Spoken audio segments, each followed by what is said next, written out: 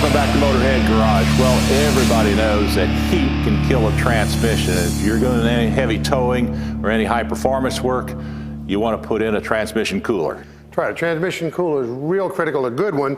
And of course, if you want to do it right, a trans temp gauge, so you can keep an eye on the transmission temperature.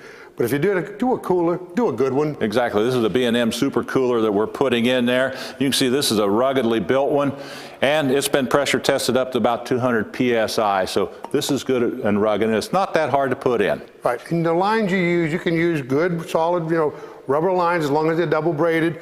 We chose to use these stainless braided lines and AN fittings, and it's real important when you start putting the fittings into this aluminum cooler. Yeah, especially when you do that, you want to put some anti-seize compound on there, because if you don't, you're going to gall that together, then you got a real problem. So we've already done that. The next step is the mounting kit that you have to get for it. Right. B&M makes this kit. This is really a nice kit. You got these little screws that go through the cooler, through the radiator. You've got retainers, and you also have vibration isolation pads.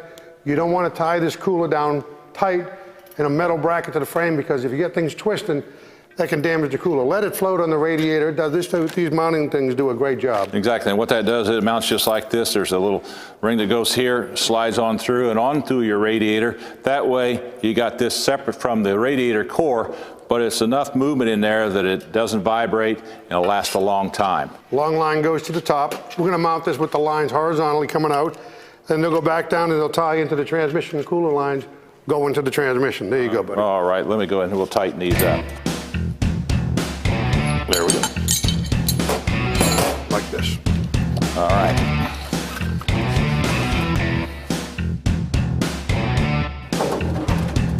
There we go, shoving her through.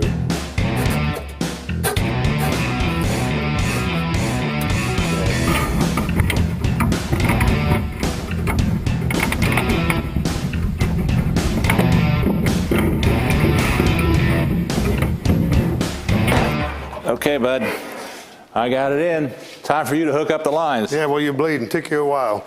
All right, we've got the B&M super cooler mounted on this radiator, got the braided lines. Here's another cooler. I really like these. In fact, I use one of these in my motorhome. This is B&M's high-tech cooler. Real rugged made, plate and fin style. Comes complete with a temp sensor in it. You got 2 half-inch MPTs and a nice cool fan. You just wire this together. According to the instructions, you need to ground it, bring a 12-volt fuse supply in. When the sensor picks up that the transmission temp is getting high, turns the fan on, this will really cool a lot. If you got a big truck, big motorhome, that'll work. But I'm a fan of gauges. And a while back on this same Camaro, we put a B&M deep dish transmission pan. Here's a great way to go. Here's a gauge, comes complete. Knowing what your trans temp in is real important. You start getting up over 260, 270 degrees, you're starting to fry things. So it's easy to monitor. Now, if you don't have a deep pan with an NPT or 1/8 pipe thread for this sensor, you get a T in the kit, you T it into the cooler line. That way you can have a transmission temp gauge. This will screw right into there. But we're gonna go right into the oil pan we have in this. Little power to the gauge, we're ready to go. You want me to go, you crawl underneath here? I need to go higher. I thought it was high enough for you. I'll raise it up. All right, now, I've got our lines coming from the B&M super cooler down here, hooked up to the steel lines. These steel lines run back to the transmission.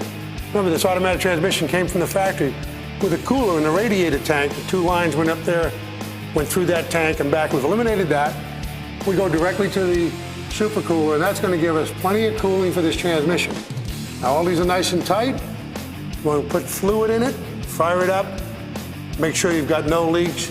Check the transmission oil level, hot, idling in park or neutral. And of course, I'm not going to leave these like this. I'm going to get myself a nice clamp to hold these hoses, keep them apart so they don't vibrate together. You take your time, do a nice, neat job. You keep your transmission cool, and you'll get long life out of it and the torque converter.